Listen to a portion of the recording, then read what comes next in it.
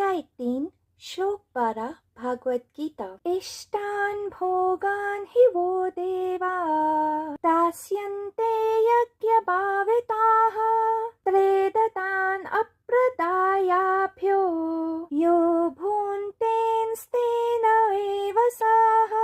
अनुवाद। यज्ञ द्वारा पोषित देव तुम्हें बिना मांगे ही इच्छित भोग देते रहेंगे, किंतु जो प्राप्त भोगों को उनको अर्पण किए बिना भोगते हैं वे निश्चित ही चोर हैं। व्याख्या। हम सब ने पौलो कोएल्हो का प्रसिद्ध संवाद या तो पढ़ा होगा या इसका एक संस्करण सुना होगा, और जब आप कुछ इच्छा करते हैं तो संपूर्ण ब्रह्मांड आपको इसे प्राप्त करने में सहयोग करने का षड्यंत्र करता है।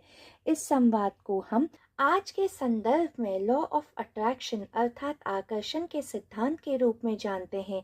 योगेश्वर श्री कृष्ण इस उपदेश द्वारा सदियों पहले अर्जुन को इस सिद्धांत के बारे में बता रहे थे कि यज्ञ रूपी कर्म से दिव्य शक्तियां प्रसन्न होकर बिना मांगे ही सब कुछ दे देती हैं। वे अर्जुन को समझा रहे थे कि यह सिद्धांत काम कैसे करता है। जीवन के रहस्यमय नियमों में से एक नियम यह है कि जो मांगा जाए वह नहीं मिलेगा तथा जो नहीं मांगा जाए वही मिलेगा, क्योंकि जैसे ही हम मांगते हैं वैसे ही हम इस सृष्टि तथा अपने मन को उस वस्तु की कमी का आभास कराते हैं। हम जो सोचते हैं वह एक कंपन शुरू करता है जो प्रभावित करता है कि हम कैसा अनुभव करते हैं तथा यह भी प्रभावित करता है कि हम क्या आकर्षित करते हैं, और देखते ही देखते यह हमारे जीवन की वास्तविकता बन जाता है। श्री कृष्ण अर्जुन को समझा रहे थे कि बिना मांगे यज्ञ की भांति जो अपने जीवन को जीते हैं, दिव्य शक्तियां उन्हें बिना मांगे ही सब कुछ प्रदान कर देती हैं, परंतु साधारणतः मनुष्य की इच्छा होती है कि वो अपने कर्मों का फल पा ले। इस कारण उसका वह कर्म यज्ञ रूपी नहीं बल्कि दूषित हो जाता है तथा सृष्टि की ऊर्जाओं से उसका संपर्क टूट जाता है। इस कारण वैदिक संस्कृति में सिखाया जाता है कि जब हम परमात्मा से प्रार्थना करते हैं तो हम कहते हैं तेरा तुझको अर्पण क्या लागे मेरा, अर्थात हमें परमात्मा से तक कुछ भी इच्छा नहीं करनी होती है, बल्कि हमारे पास जो कुछ भी है उसे हमें परमात्मा को समर्पित कर देना होता है और उनका धन्यवाद करना होता है।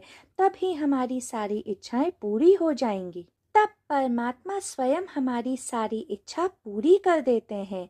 दूसरी महत्वपूर्ण बात जो योगेश्वर श्री कृष्ण इस श्लोक में कह रहे हैं वह यह है कि यज्ञ रूपी कर्म से जो मिलता है उसे बांट दो, देवों को उसमें साझेदार बना लो।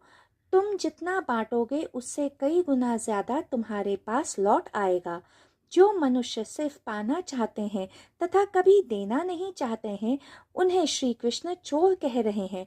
वे यह नहीं कह रहे थे कि वे ऐसे मनुष्य को दंडित करेंगे, वह कह रहे थे कि ना बांटकर ऐसा मनुष्य अपना ही नुकसान कर रहा है, क्योंकि वह अपने को और अधिक मिलने का मार्ग बाधित कर रहा है।